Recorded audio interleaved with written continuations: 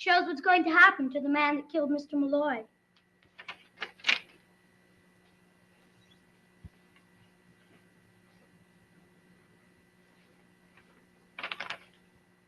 They don't hang people anymore. Not in this state, anyway. That's too bad.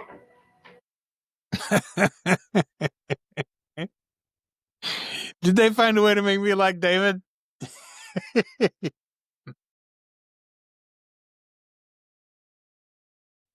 Hello there, I am Joel Sharpton, one half of the Articulate Coven, and this is my watch of the original supernatural soap opera, Dark Shadows. We are all the way up to episode 101, and you might have noticed in our last recording that we've got a new editing style. Same basic idea. We're going to feature as little of the original content as I can to get my point across, because I'm expecting that you're watching these in full elsewhere on DVD or on streaming, just like I am. I'm watching these on Amazon Video, but they're in a bunch of places. And secondly, we've got a smaller frame overall with some more specific info, because I want everybody to know that patrons get 5 of these every week. If you are watching these on YouTube, well, then you know already that you're going to get 5 episodes a week instead of 3 if you go over to articulatecoven.com/join and become one of our patrons. Thank you to everybody who already has. We got a new addition the other day, Tammy Hawkridge. I appreciate you, Tammy. All right, I've got some feedback before we get into this episode. City Dweller 99, I think that's a fairly new commenter on these videos. This is on episode 92. During this time, the show was experimenting with supernatural elements while still intent on keeping the show as a soap opera focused on Victoria and her adventures. This episode is also one of the few, if not the only, episodes that take place completely outside of Collinwood, Collinsport. It's also one of the more soap opera-esque episodes with focus on Victoria's quest for her identity, building the rapport and connection between Burke and Victoria, introducing a potential romantic spoiler in the form of the Garner attorney, and the last scene hitting home the fact that Garner and Garner was probably the Bangor location that sent the monthly money to the foundling home. Okay, I had made that assumption, but I had missed that in the final scene of that episode. So thank you, City Dweller 99, for that. Thanks everybody who comments on these on YouTube or on our Patreon. We appreciate everybody who gives us feedback. All right, let's get into episode 101. However, so far I am safe. As long as Roger does not suspect that I know it was he who lost the pen at the spot where Mr. Malloy died. Okay, that makes it clear that this is supposed to be Victoria's journal, because at this point, Roger does know that Victoria believes that he's the one that lost the pen. You know, Carolyn's given him the dope at the end of the last episode, and so Roger knows now that Victoria is not just a potential danger, she's an actual danger. But you actually told Vicky in so many words that I was the last person to have the pen before Malloy's death. Well, I don't think I put it exactly like that. What does Burke's fountain pen have to do with Bill Malloy's death? Boy, that's the $100,000 question, isn't it, Carolyn? We know. Well, we don't really know. We think we know.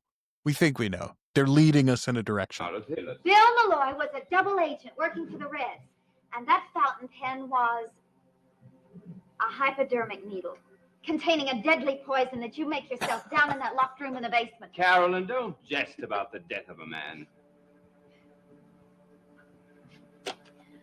I'm sorry, Uncle Roger. I'm just so tired of seeing long faces around this house. Right now, I'm very happy. I have a date, and I'm going to have a good time. And I can't be bothered about what I said to Vicky about a pen. Oh, but you're going out for a date with Burke. First of all, Joe is going to be so upset with you. But also, ma'am, you don't think that it's going to come up at dinner? This whole pen business? Of course. You shouldn't be. Doesn't really matter now because Burke knows everything too. Because Vicky's run over there and told him.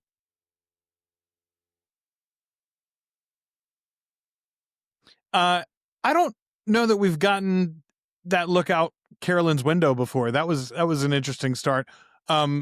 Very excited to see where this week goes. The other interesting thing that occurred to me the other day was a big moment to me when we crossed episode 100, But the cool thing is we're now, at the end of this week, we're going to be through 105, which means we'll be through Collection 3, the third DVD set. I'm afraid I've been patient for too long. I have to find out where Miss Vicky Winters is right away.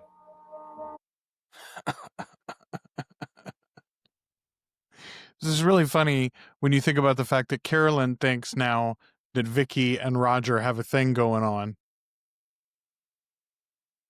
Yeah, I'm not certain that we've been in Carolyn's bedroom before. Surely we have in 100 episodes, but I don't know. It's been a long time if we have. We haven't been in there much. I'll say that. David, listen carefully. Did you hear any particular place that she might have gone? Yes, Where? into town. But where in town? She didn't say. Father? Would you like to see a picture that I was drawing? Not at the moment. I have more important things to do. But this is important, too. It shows what's going to happen to the man that killed Mr. Malloy.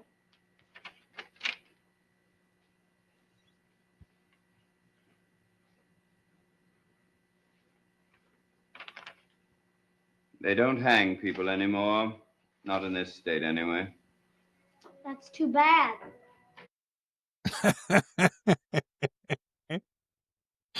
Did they find a way to make me like David? Miss Winters, you can come out now.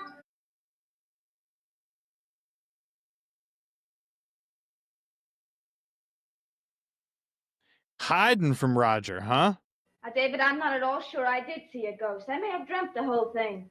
But this way you could be positive. Malloy's ghost was never at the old house. Malloy's ghost was in the East Wing. Well, I didn't see Mr. Malloy in the old house. Good job. Good job, continuity people. You said you'd do a favor for me. All right, I will. But not right now. Thanks, Miss Winters. Yeah, by all means, wait until dark to go to the old house and see the ghosts. Do you know why Roger wanted to see me? Why? Yes, it had something to do with that fountain pen Bert gave me. As soon as he found out I told you about it, he lost interest in everything else. You told him I knew that he'd lost it? Sure, why not?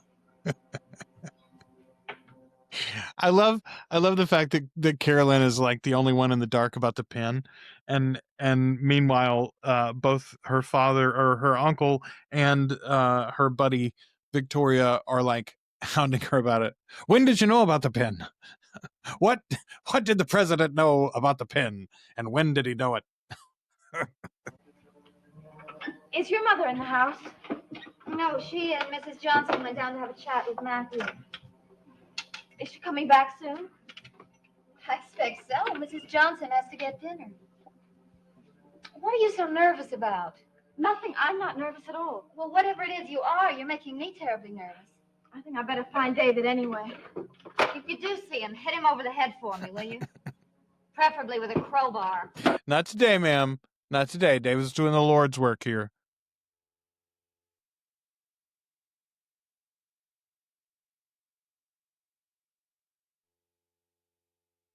By the way, we should have our 5 actors already, but here we go into town. Hello, Evan. This is Collins. By any chance, is Vicky Winters at your place? No, I just wanted to see her. Well, if she should drop in, get in touch with me immediately, will you? It's urgent. Well, you can reach me at Collinwood. Right. Just drove to town to use the payphone, huh? That makes a world of sense. Also, no Sam on the other end of that phone call, so didn't have to pay that actor. I'm telling you, we're just going to play hide and seek for this episode, apparently, with Victoria and Roger.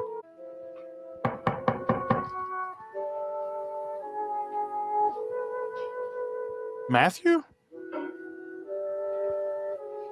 I mean, it could be Burke. Maggie! Hi, Vicky. Didn't expect this. What kind of proof did you find? That's not important. The important thing is that Bill Malloy was murdered. Is that all you know? No. I think I know who killed him. Who? I can't tell you that. There isn't enough evidence for a judge and jury, but there's enough for me. And there's a motive, too. Vicky, I don't think you have the right to go around saying things like that. What do you mean? You know perfectly well what I mean. Maggie, I don't understand you. And I don't understand you. You pussyfoot around pretending to be so friendly with everyone.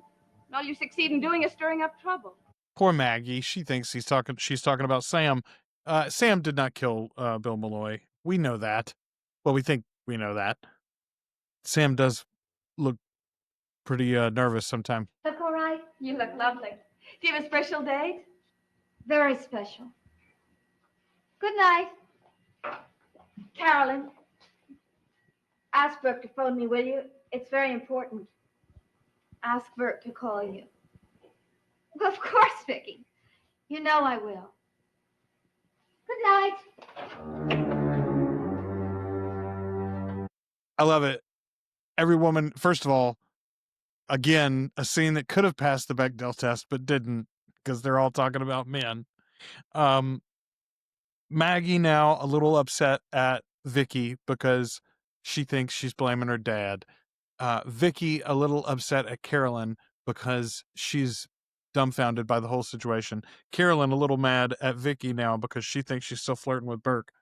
None of them understanding the other.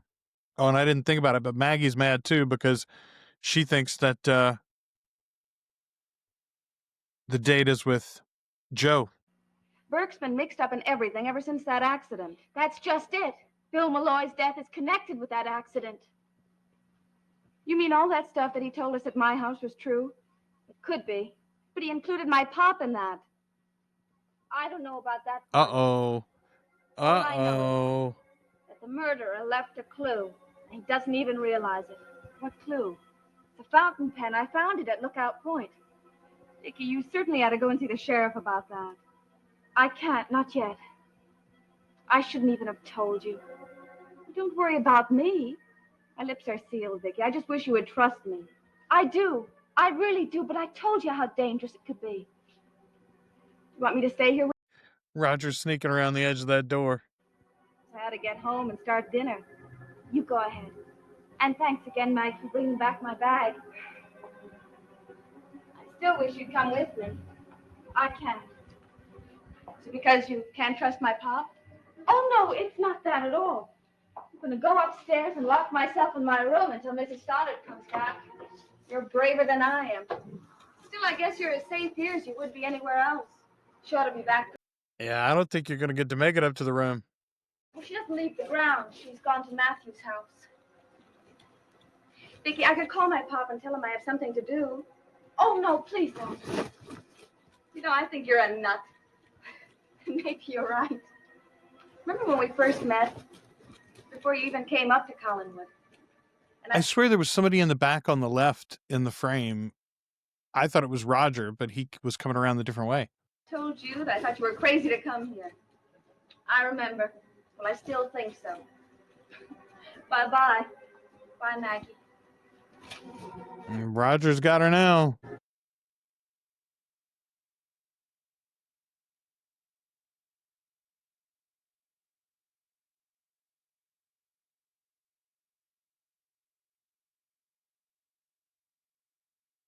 Don't cry out. Don't make a sound.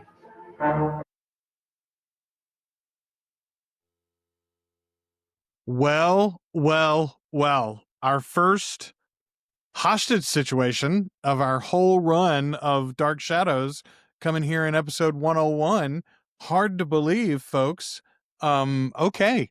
Fantastic finish to that episode. If you're watching this one on YouTube, well, then it's going to be next week before you get any resolution. But I do want to remind you, if you join our Patreon, articulatecoven.com/join, $2 or more a month, get you access to everything we do early and ad-free. And there's even annual plans available at cheaper rates than that.